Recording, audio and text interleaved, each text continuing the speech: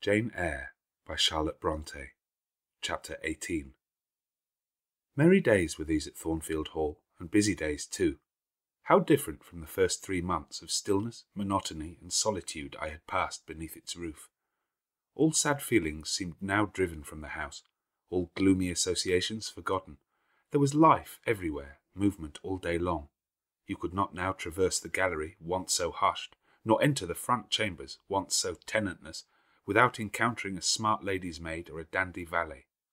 The kitchen, the butler's pantry, the servants' hall, the entrance hall were equally alive, and the saloons were only left void and still when the blue sky and halcyon sunshine of the genial spring weather called their occupants out into the grounds.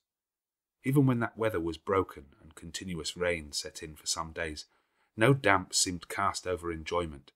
Indoor amusements only became more lively and varied, in consequence of the stop put to outdoor gaiety.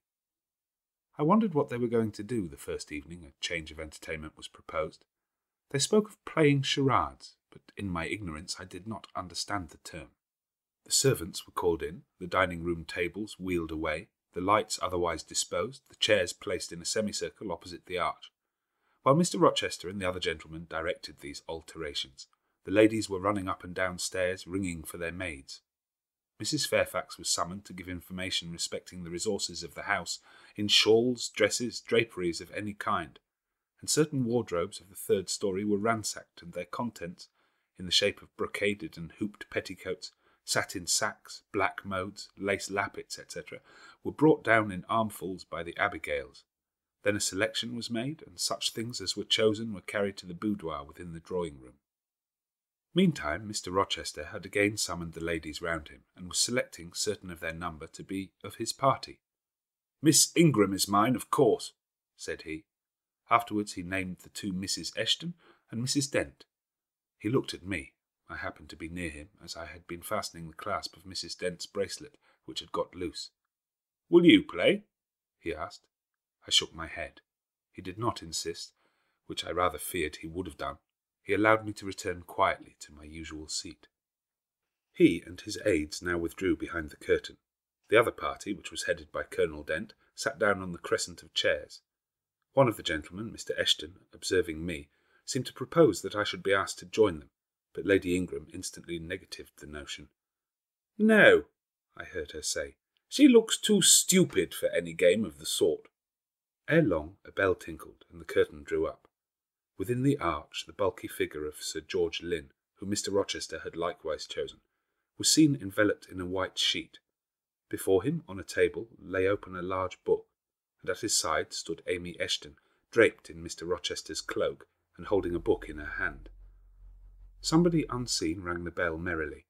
Then Adele, who had insisted on being one of her guardian's party, bounded forward, scattering round her the contents of a basket of flowers she carried on her arm. Then appeared the magnificent figure of Miss Ingram, clad in white, a long veil on her head, and a wreath of roses round her brow. By her side walked Mr. Rochester, and together they drew near the table. They knelt, while Mrs. Dent and Louisa Eshton, dressed also in white, took up their stations behind them. A ceremony followed, in dumb show, in which it was easy to recognise the pantomime of a marriage. At its termination, Colonel Dent and his party consulted in whispers for 2 minutes. Then the colonel called out, "Bride!" Mr. Rochester bowed, and the curtain fell. A considerable interval elapsed before it again rose. Its second rising displayed a more elaborately prepared scene than the last. The drawing-room, as I have before observed, was raised 2 steps above the dining-room, and on top of the upper step, placed a yard or 2 back within the room, appeared a large marble basin, which I recognised as an ornament of the conservatory, where it usually stood, surrounded by exotics and tenanted by goldfish, and whence it must have been transported with some trouble on account of its size and weight. Seated on the carpet by the side of this basin was seen Mr. Rochester, costumed in shawls, with a turban on his head. His dark eyes and swarthy skin and Paynim features suited the costume exactly. He looked the very model of an Eastern emir, an agent or a victim of the bowstring. Presently advanced into view Miss Ingram. She too was attired in oriental fashion, a crimson scarf tied sash-like round the waist, an embroidered handkerchief knotted about her temples, her beautifully moulded arms bare, one of them upraised in the act of supporting a picture poised gracefully on her head. Both her cast of form and feature, her complexion and her general air suggested the idea of some Israelitish princess of the patriarchal days, and such was doubtless the character she intended to represent. She approached the basin and bent over it as if to fill her pitcher. She again lifted it to her head. The personage on the well brink now seemed to accost her, to make some request. She hasted, let down her pitcher on her hand, and gave him to drink. From the bosom of his robe he then produced a casket, opened it, and showed magnificent bracelets and earrings.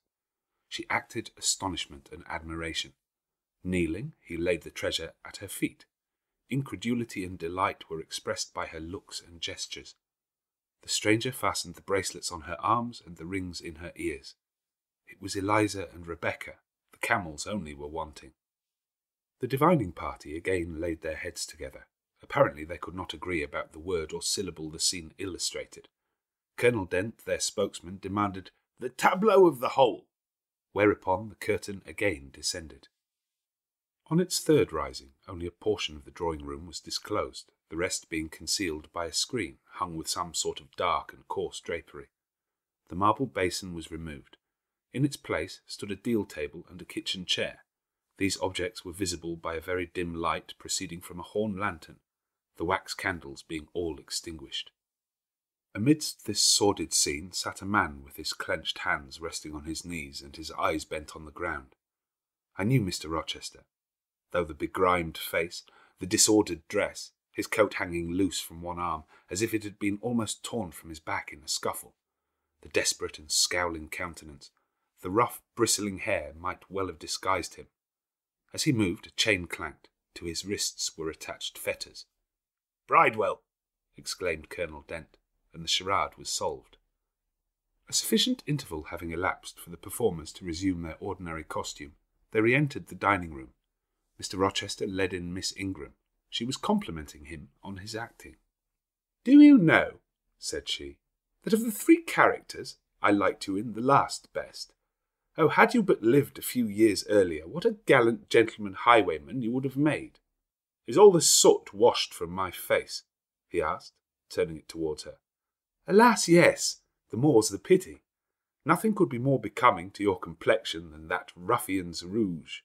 You would like a hero of the road, then? An English hero of the road would be the next best thing to an Italian bandit, and that could only be surpassed by a Levantine pirate. Well, whatever I am, remember you are my wife. We were married an hour since in the presence of all these witnesses." She giggled, and her colour rose. "Now, Dent," continued Mr. Rochester, "it is your turn." And as the other party withdrew, he and his band took the vacated seats. Miss Ingram placed herself at her leader's right hand. The other diviners filled the chairs on each side of him and her. I did not now watch the actors. I no longer waited with interest for the curtain to rise. My attention was absorbed by the spectators. My eyes, erewhile fixed on the arch, were now irresistibly attracted to the semicircle of chairs. What charade Colonel Dent and his party played, what word they chose, how they acquitted themselves, I no longer remember. But I still see the consultation which followed each scene.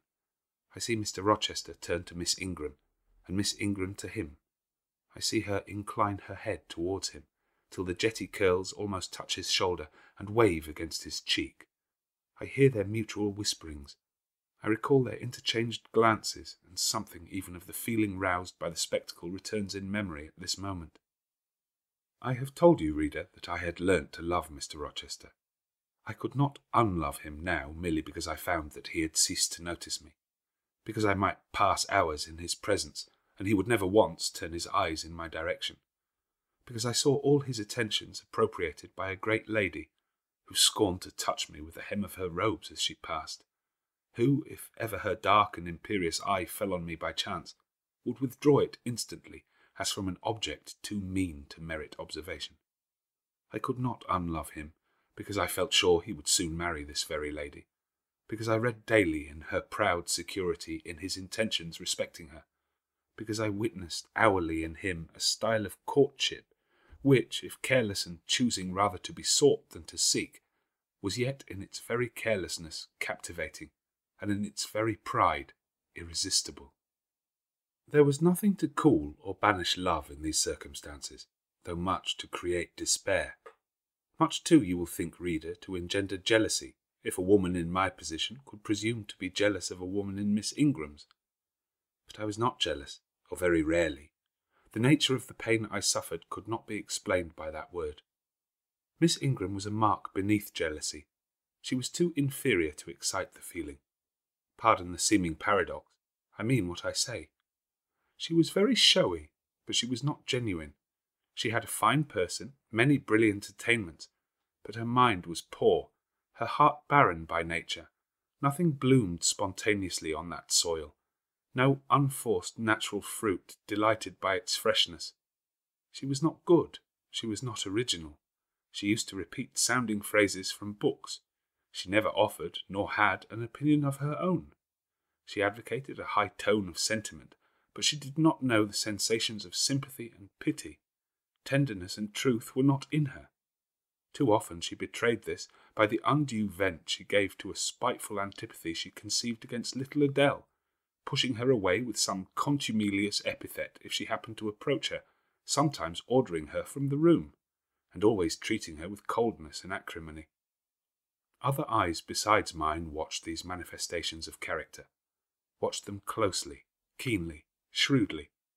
Yes, the future bridegroom, Mr. Rochester himself, exercised over his intended a ceaseless surveillance, and it was from this sagacity, this guardedness of his, this perfect, clear consciousness of his fair one's defects, this obvious absence of passion in his sentiments towards her, that my ever-torturing pain arose.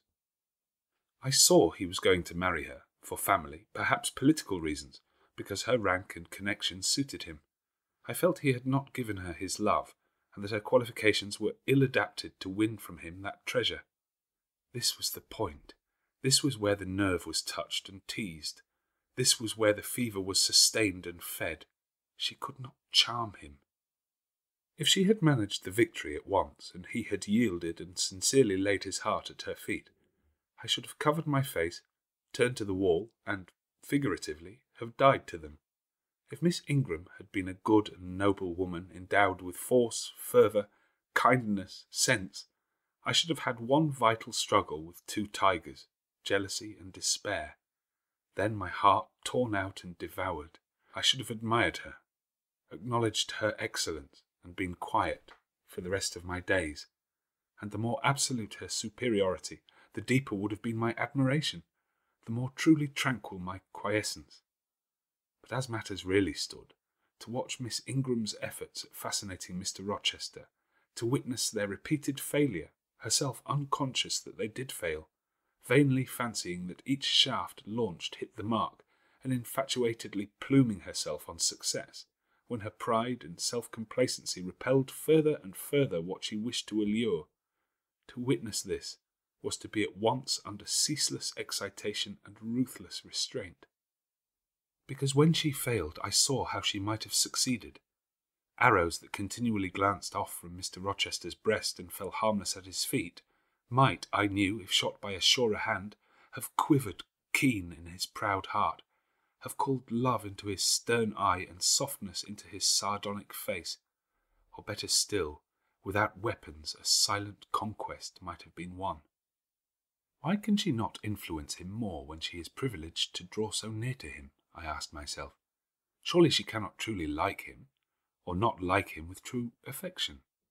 If she did, she need not coin her smiles so lavishly, flash her glances so unremittingly, manufacture airs so elaborate, graces so multitudinous. It seems to me that she might, by merely sitting quietly at his side, saying little and looking less, get nigher his heart. I have seen in his face a far different expression from that which hardens it now while she is so vivaciously accosting him. But then it came of itself. It was not elicited by meretricious arts and calculated manoeuvres, and one had but to accept it, to answer what he asked without pretension, to address him when needful without grimace, and it increased and grew kinder and more genial, and warmed one like a fostering sunbeam. How will she manage to please him when they are married? I do not think she will manage it, and yet it might be managed, and his wife might, I verily believe, be the very happiest woman the sun shines on. I have not yet said anything condemnatory of Mr. Rochester's project of marrying for interest and connections. It surprised me when I first discovered that such was his intention. I had thought him a man unlikely to be influenced by motives so commonplace in his choice of a wife, but the longer I considered the position, education, etc. of the parties, the less I felt justified in judging and blaming either him or Miss Ingram for acting in conformity to ideas and principles instilled into them, doubtless from their childhood. All their class held these principles. I supposed then they had reasons for holding them such as I could not fathom. It seemed to me that were I a gentleman like him, I would take to my bosom only such a wife as I could love, but the very obviousness of the advantages to the husband's own happiness offered by this plan convinced me that there must be arguments against its general adoption of which I was quite ignorant. Otherwise I felt sure all the world would act as I wished to act. But in other points as well as this, I was growing very lenient to my master. I was forgetting all his faults, for which I had once kept a sharp lookout. It had formerly been my endeavour to study all sides of his character, to take the bad with the good, and from the just weighing of both to form an equitable judgment. Now I saw no bad. The sarcasm that had repelled, the harshness that had startled me once, were only like keen condiments in a choice dish. Their presence was pungent, but their absence would be felt as comparatively insipid. And as for the vague something, was it a sinister or a sorrowful, a designing or a desponding expression, that opened upon a careful observer now and then, in his eye, and closed again before one could fathom the strange depth partially disclosed, that something which used to make me fear and shrink, as if I had been wandering amongst volcanic-looking hills, and had suddenly felt the ground quiver and seen it gape, that something I at intervals beheld still, and with throbbing heart, but not with palsied nerves. Instead of wishing to shun, I longed only to dare, to divine it, and I thought Miss Ingram happy, because one day she might look into the abyss at her leisure, explore its secrets, and analyse their nature. Meantime, while I thought only of my master and his future bride, saw only them, heard only their discourse, and considered only their movements of importance, the rest of the party were occupied with their own separate interests and pleasures. The ladies Lynn and Ingram continued to consort in solemn conferences, where they nodded their 2 turbans at each other, and held up their 4 hands in confronting gestures of surprise, or mystery, or horror, according to the theme on which their gossip ran, like a pair of magnified puppets. Mild Mrs. Dent talked with good-natured Mrs. Eshton, and the 2 sometimes bestowed a courteous word or smile on me. Sir George Lynn, Colonel Dent, and Mr. Eshton discussed politics or country affairs or justice business. Lord Ingram flirted with Amy Eshton. Louisa played and sang to and with one of the Messrs. Lynn, and Mary Ingram listened languidly to the gallant speeches of the other. Sometimes all, as with one consent, suspended their byplay to observe and listen to the principal actors, for after all Mr. Rochester and, because closely connected with him, Miss Ingram were the life and soul of the party. If he was absent from the room an hour, a perceptible dullness seemed to steal over the spirits of his guests, and his re-entrance was sure to give a fresh impulse to the vivacity of the conversation. The want of his animating influence appeared to be peculiarly felt one day that he had been summoned to Millcote on business, and was not likely to return till late. The afternoon was wet. A walk the party had proposed to take to see a gypsy camp, lately pitched on a common beyond Hay, was consequently deferred. Some of the gentlemen were gone to the stables. The younger ones, together with the younger ladies, were playing billiards in the billiard-room. The dowagers, Ingram and Lynn, sought solace in a quiet game at cards. Blanche Ingram, after having repelled, by supercilious taciturnity, some efforts of Mrs. Dent and Mrs. Eshton to draw her into conversation, had first murmured over some sentimental tunes and airs on the piano, and then, having fetched a novel from the library, had flung herself in haughty listlessness on a sofa and prepared to beguile, by the spell of fiction, the tedious hours of absence. The room and the house were silent. Only now and then the merriment of the billiard players was heard from above. It was verging on dusk, and the clock had already given warning of the hour to dress for dinner, when little Adele, who knelt by me in the drawing-room window-seat, suddenly exclaimed, "Voilà, Monsieur Rochester, qui revient!" I turned, and Miss Ingram darted forwards from her sofa. The others, too, looked up from their several occupations, for at the same time a crunching of wheels and a splashing tramp of horse hoofs became audible on the wet gravel. A post-chaise was approaching. "What can possess him to come home in that style?" said Miss Ingram. "He rode Mesrour, the black horse, did he not, when he went out, and Pilot was with him? What has he done with the animals?" As she said this, she approached her tall person and ample garments so near the window that I was obliged to bend back almost to the breaking of my spine. In her eagerness she did not observe me at first, but when she did, she curled her lip and moved to another casement. The post-chaise stopped. The driver rang the doorbell, and a gentleman alighted attired in travelling garb. But it was not Mr. Rochester. It was a tall, fashionable-looking man. A stranger. "How provoking!" exclaimed Miss Ingram.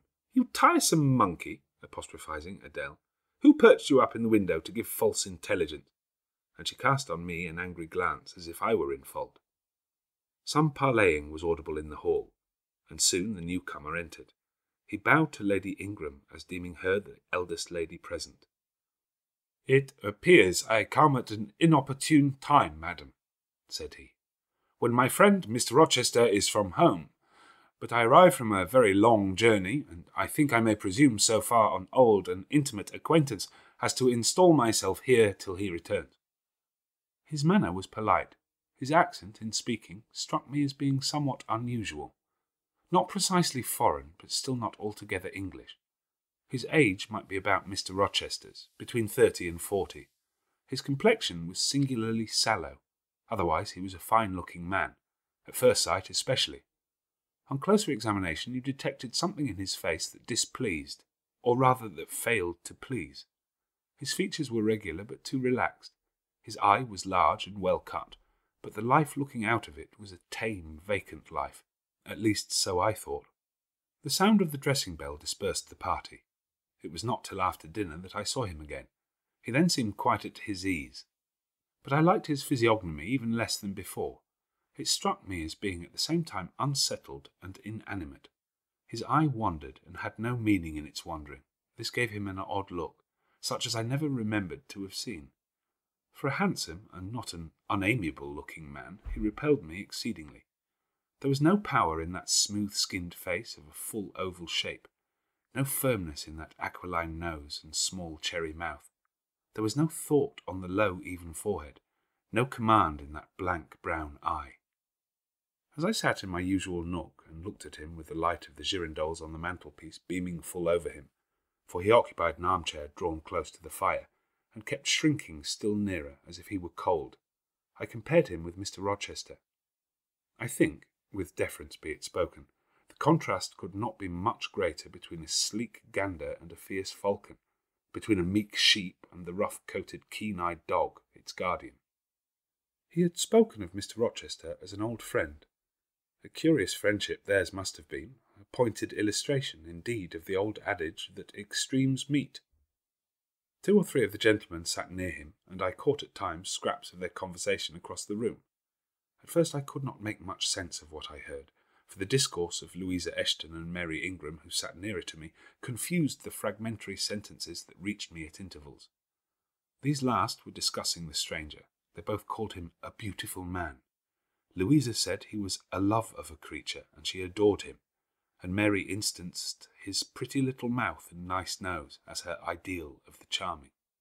"And what a sweet-tempered forehead he has!" cried Louisa. "So smooth, none of those frowning irregularities I dislike so much, and such a placid eye and smile." And then, to my great relief, Mr. Henry Lynn summoned them to the other side of the room to settle some point about the deferred excursion to Hay Common. I was now able to concentrate my attention on the group by the fire, and I presently gathered that the newcomer was called Mr. Mason. Then I learned that he was but just arrived in England, and that he came from some hot country, which was the reason, doubtless, his face was so sallow, and that he sat so near the hearth, and wore a surtout in the house.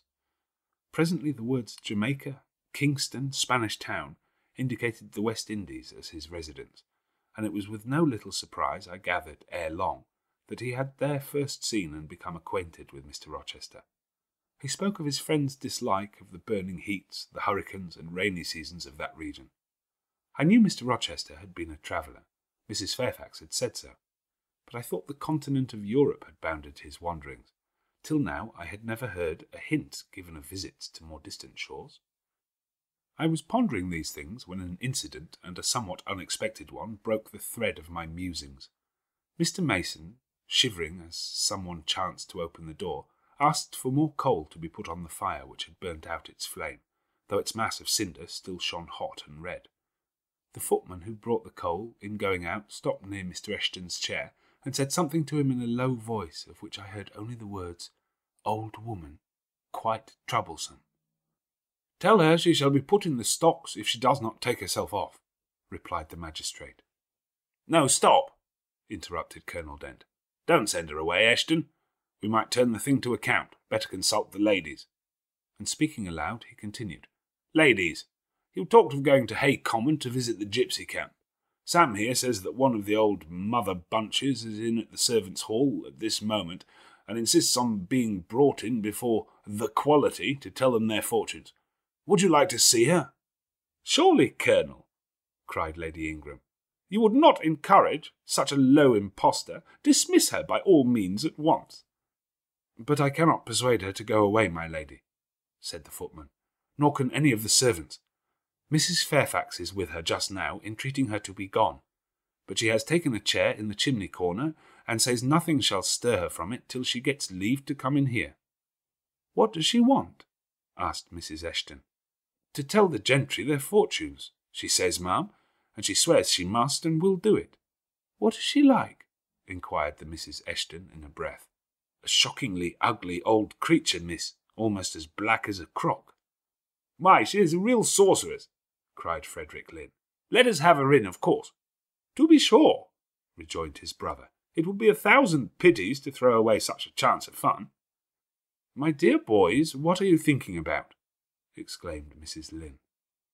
"I cannot possibly countenance any such inconsistent proceeding," chimed in the Dowager Ingram. "Indeed, mamma, but you can and will," pronounced the haughty voice of Blanche as she turned round on the piano-stool, where till now she had sat silent, apparently examining sundry sheets of music. "I have a curiosity to hear my fortune told. Therefore, Sam, order the beldame forward." "My darling Blanche, recollect—" "I do. I recollect all you can suggest, and I must have my will. Quick, Sam." "Yes, yes, yes," cried all the juveniles, both ladies and gentlemen. "Let her come. It will be excellent sport." The footman still lingered. "She looks such a rough one," said he. "Go!" ejaculated Miss Ingram, and the man went. Excitement instantly seized the whole party. A running fire of raillery and jests was proceeding when Sam returned. "She won't come now," said he. "She says it's not her mission to appear before the vulgar herd. Them's her words. I must show her into a room by herself, and then those who wish to consult her must go to her one by one." "You see now, my queenly Blanche," began Lady Ingram. "She encroaches. Be advised, my angel girl, and—" "Show her into the library, of course," cut in the angel girl. "It is not my mission to listen to her before the vulgar herd either. I mean to have her all to myself. Is there a fire in the library?" "Yes, ma'am, but she looks such a tinkler." "Cease that chatter, blockhead, and do my bidding." Again Sam vanished, and mystery, animation, expectation rose to full flow once more. "She's ready now," said the footman as he reappeared. "She wishes to know who will be her first visitor." "I think I had better just look in upon her before any of the ladies go," said Colonel Dent. "Tell her, Sam, a gentleman is coming." Sam went and returned. "She says, sir, that she'll have no gentleman. They need not trouble themselves to come near her, nor," he added, with difficulty suppressing a titter, "any ladies either, except the young and single." "By Jove, she has taste!" exclaimed Henry Lynn. Miss Ingram rose solemnly. "I go first," she said, in a tone which might have befitted the leader of a forlorn hope mounting a breach in the van of his men. "Oh, my best! Oh, my dearest! Pause, reflect!" was her mamma's cry, but she swept past her in stately silence, passed through the door which Colonel Dent held open, and we heard her enter the library. A comparative silence ensued. Lady Ingram thought it le cas to wring her hands, which she did accordingly. Miss Mary declared she felt, for her part, she never dared venture. Amy and Louisa Eshton tittered under their breath and looked a little frightened. The minutes passed very slowly. 15 were counted before the library door again opened. Miss Ingram returned to us through the arch. Would she laugh? Would she take it as a joke? All eyes met her with a glance of eager curiosity, and she met all eyes with one of rebuff and coldness. She looked neither flurried nor merry. She walked stiffly to her seat and took it in silence. "Well, Blanche," said Lord Ingram. "What did she say, sister?" asked Mary. "What did you think? How do you feel? Is she a real fortune-teller?" demanded the Mrs. Eshton. Now, good people," returned Miss Ingram, "don't press upon me. Really, your organs of wonder and credulity are easily excited. You seem, by the importance of you all, my good mamma included, ascribe to this matter absolutely to believe we have a genuine witch in the house, who is in close alliance with the old gentleman. I have seen a gypsy vagabond. She has practised in hackneyed fashion the science of palmistry, and told me what such people usually tell. My whim is gratified, and now I think Mr. Eshton will do well to put the hag in the stocks tomorrow morning, as he threatened." Miss Ingram took a book, leant back in her chair, and so declined further conversation. I watched her for nearly half an hour. During all that time she never turned a page, and her face grew momently darker, more dissatisfied, and more sourly expressive of disappointment. She had obviously not heard anything to her advantage, and it seemed to me, from her prolonged fit of gloom and taciturnity, that she herself, notwithstanding her professed indifference, attached undue importance to whatever revelations had been made her. During all that time she never turned a page. Meantime, Mary Ingram, Amy and Louisa Eshton declared they dared not go alone, and yet they all wished to go. A negotiation was opened through the medium of the ambassador, Sam, and after much pacing to and fro, till I think the said Sam's calves must have ached with the exercise, permission was at last, with great difficulty, extorted from the rigorous Sybil for the 3 to wait upon her in a body. Their visit was not so still as Miss Ingram's had been. We heard hysterical giggling and little shrieks proceeding from the library, and at the end of about 20 minutes they burst the door open and came running across the hall, as if they were half scared out of their wits. "I am sure she is something not right," they cried, one and all. "She told us such things. She knows all about us." And they sank breathless into the various seats the gentleman hastened to bring them. Pressed for further explanation, they declared she had told them of things they had said and done when they were mere children, described books and ornaments they had in their boudoirs at home, keepsakes that different relations had presented to them. They affirmed that she had even divined their thoughts, and had whispered in the ear of each the name of the person she liked best in the world, and informed them of what they most wished for. Here the gentleman interposed with earnest petitions to be further enlightened on these 2 last-named points, but they only got blushes, ejaculations, tremors, and titters in return for their importunity. The matrons, meantime, offered vinaigrettes and wielded fans, and again reiterated the expression of their concern that their warning had not been taken in time, and the elder gentlemen laughed, and the younger urged their services on the agitated fair ones. In the midst of the tumult, while my eyes and ears were fully engaged in the scene before me, I heard a hem close at my elbow. I turned, and I saw Sam. "If you please, miss, the gypsy declares that there is another young single lady in the room who has not been to her yet, and she swears she will not go till she has seen all. I thought it must be you, as there is no one else for it. What shall I tell her?" "Oh, I will go by all means," I answered, and I was glad of the unexpected opportunity to gratify my much excited curiosity.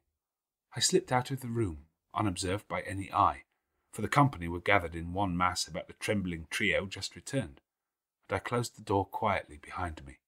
"If you like, miss," said Sam, "I'll wait in the hall for you, and if she frightens you, just call and I'll come in." "No, Sam, return to the kitchen. I am not in the least afraid." Nor was I, but I was a good deal interested and excited.